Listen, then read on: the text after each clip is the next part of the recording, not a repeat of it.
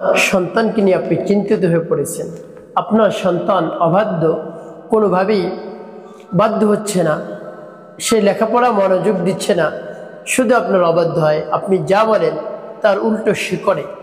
আপনি অস্থির হয়ে পড়েছেন, কি করবেন সন্তানকে নিয়ে? আপনার মাত্র একটি সন্তান, সেই সন্তানকে কেমন করে বাধ্য করাবেন? কেমন করে বসে আনবেন? আপনার কথায় উঠবে, বসবে, যা বলবেন তাই করবে। কোন কাজটি করলে, কোন সূরাটি পাঠ করলে, কোন আমলটি করলে আমি আপনাদেরকে বলে দিচ্ছি। সন্তানের কানে কানে আপনি চুপি চুপি সেই দোয়াটি পাঠ করবেন, যেন সন্তান শুনে চুপি চুপি আপনি যে সেই দোয়াটি পাঠ করবেন, সন্তান সাথে সাথে বাধ্য হবে, সন্তানের মন গলে যাবে, আপনি যা বলবেন তাই করবে। আপনি যদি বলেন কলেজে যাও, কলেজে যাবে, স্কুলে যাও, স্কুলে যাবে, মাদ্রাসায় যাও, মক্তবে যাও, নামাজ পড়তে যাও, যত কাজ আপনি বলেন সব কাজ সে করতে বাধ্য হবে। একবারে আপনার কথায় উঠবে, বসবে, আপনার অবাধ্য আর হবে না। প্রিয় ভাই বোনেরা, সন্তানকে নিয়ে অনেক আশা ভরসা থাকে। সেই সন্তান যদি অবাধ্য হয়, মা বাবার, অভিভাবকদের কোনো সেই সমস্যার শেষ থাকে না, চিন্তার শেষ থাকে না। তাদের শুধু সমস্যা, তাদের শুধু চিন্তা, তারপর পেরেশানির মধ্যে থাকতে হয় যে আমার একটিমাত্র সন্তান, সে তো অবাধ্য, কেমন করে তাকে বাধ্য করানো যায়।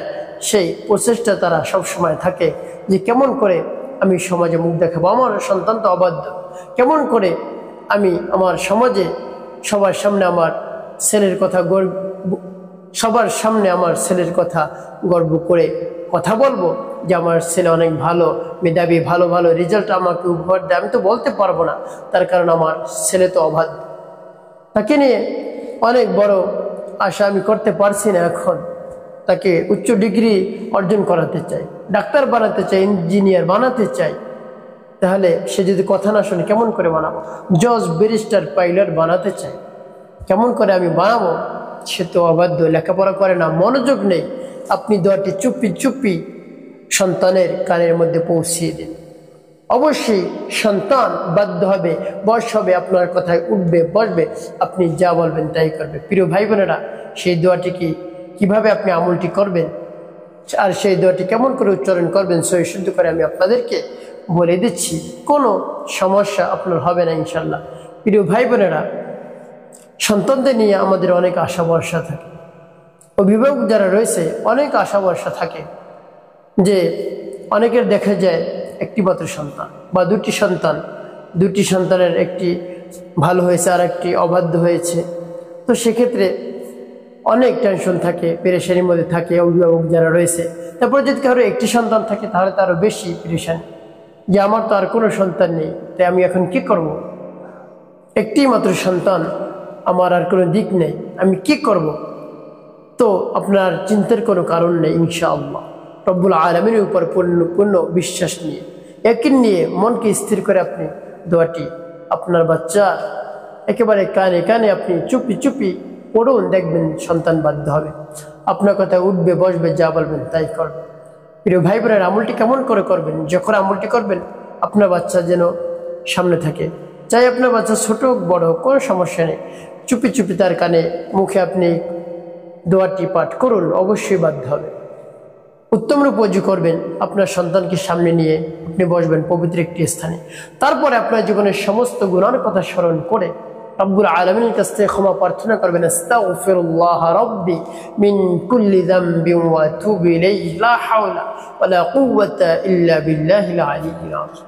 এভাবে আপনি ইস্তেগফার পাঠ করবেন। যখন ইস্তেগফার পাঠ করা শেষ হয়ে যাবে, নবী সাল্লাল্লাহু আলাইহি ওয়াসাল্লাম মুহাব্বত নিয়ে, ভালোবাসা নিয়ে আপনি তিনবার দুরূদ শরীফ পাঠ করবেন, সাল্লাল্লাহু আলাইহি ওয়াসাল্লাম, সাল্লাল্লাহু আলাইহি ওয়াসাল্লাম, সাল্লাল্লাহু আলাইহি ওয়াসাল্লাম। এভাবে যখন ইস্তেগফার এবং দুরূদ শরীফ পাঠ করা হয়ে যাবে, তারপর আপনি সেই দোয়াটি পাঠ করবেন। আর যখন পাঠ করবেন তখন মনে মনে ভাববেন, হে আল্লাহ, আমি এই দোয়া পাঠ করতেছি, আমার সন্তান যেন বাধ্য হয়, আমার সন্তান যেন কথা শুনে মনোযোগ আসে, আমি যা বলবো তাই যেন সে করে। আমি যদি বলি পড়তে যাও, সে যেন পড়তে যায়, নামাজ পড়তে যেতে বলে সে যেন নামাজ পড়তে, এক কথায় আমার সব কথা যেন সে মানে, শুনে একেবারে সব কিছু পালন করে। প্রিয় ভাই বোনেরা, এভাবে আপনি রব্বুল আলামিনের কাছে বলবেন, তারপরে চুপি চুপি তার কানে আপনি সেই দোয়াটি পৌঁছিয়ে দেবেন। সেই দোয়াটি আমি আপনাদেরকে বলে দিচ্ছি।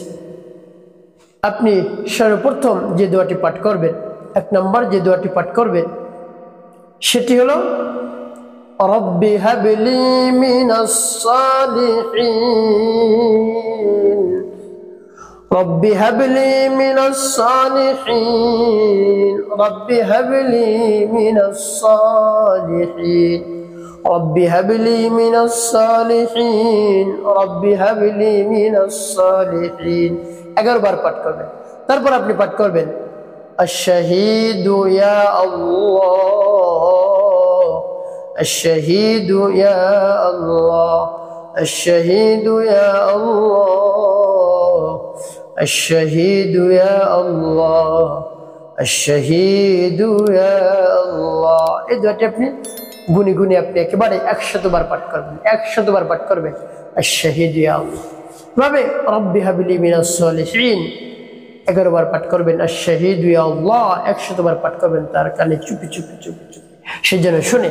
সর্বশেষ নবী সাল্লাল্লাহু আলাইহি ওয়াসাল্লাম মুহাব্বত নিয়ে, ভালোবাসা নিয়ে 5 বার দুরূদ ইব্রাহিম পাঠ করবেন। আল্লাহুম্মা সাল্লি আলা মুহাম্মাদ ওয়া আলা আলি মুহাম্মাদ কামা সাল্লাইতা আলা ইব্রাহিম ওয়া আলা আলি ইব্রাহিম ইন্নাকা হামিদুম মাজিদ। আল্লাহুম্মা বারিক আলা মুহাম্মাদ ওয়া আলা আলি মুহাম্মাদ كما باركت على إبراهيم وعلى آل إبراهيم إنك حميد مجيد. اللهم صل على محمد وعلى آل محمد كما صليت على إبراهيم وعلى آل إبراهيم إنك حميد مجيد. اللهم بارك على محمد وعلى آل محمد كما باركت على إبراهيم وعلى آل إبراهيم إنك حميد مجيد. اللهم صل على محمد وعلى آل محمد كما صليت على إبراهيم وعلى آل إبراهيم إنك حميد مجيد. اللهم بارك على محمد وعلى آل محمد كما باركت على إبراهيم وعلى آل إبراهيم إنك حميد مجيد. اللهم صل على محمد وعلى آل محمد كما صليت على إبراهيم وعلى آل إبراهيم إنك حميد مجيد. اللهم بارك على محمد وعلى آل محمد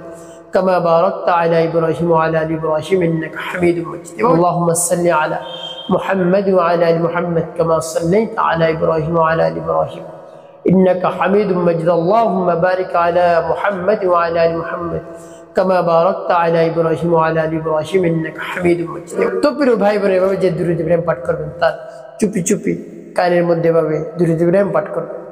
তারপরে কি করবেন আপনি, যখন এইভাবে আমলটি করা শেষ হয়ে যাবে, তারপরে সন্তান সহ আপনি রব্বুল আলামিনের দরবারে হাত তুলে দিবেন। হে আল্লাহ, আমার সন্তানকে বাধ্য করে দিন, বশ করে দিন, আমার কথা যেন সে সব শুনে। আমি যদি বলি এখানে দাঁড়িয়ে থাকো, দাঁড়িয়ে থাকো। আমি যদি বলি নামাজ পড়তে যাও, তারপরে মসজিদে যাও, তারপরে কোরআন তেলাওয়াত করতে যাও, স্কুলে যাও, কলেজে যাও, সব কথা যেন সে শুনে। আমার যেন বাধ্য হয়, লেখাপড়ার জন্য মনোযোগ চলে আসে। এবার রব্বুল আলামিনের কাছে বলবেন, হে আল্লাহ, আমার তো একটা মাত্র সন্তান, আমি কি করবো, আমি অপারগ হয়ে পড়েছি, আমি আর কোনো দিক খুঁজে পাচ্ছি না। আল্লাহ, আপনার শরণাপন্ন হয়েছে। দেখবেন রব্বুল আলামিনের কাছে বলুন, আপনার সন্তানের মনকে রব্বুল আলামিন নরম করে দিবেন, একেবারে মোমের মতো। আপনি যা বলবেন তাই সে করবে। একটি মোম যখন নরম থাকে, যা ইচ্ছা আপনি তাই বানাতে পারেন। আপনার সন্তানকেও আপনি তাই বানাতে পারবেন ইনশাল্লাহ, যদি পরিপূর্ণ বিশ্বাস এবং আস্থা নিয়ে আমলটি করতে পারেন। প্রিয় ভাই বোন, একটি কথা মনে রাখতে হবে, 5 ওয়াক্ত নামাজ আপনাকে আদায় করতে হবে। কোনোভাবেই নামাজ ছাড়া যাবে না।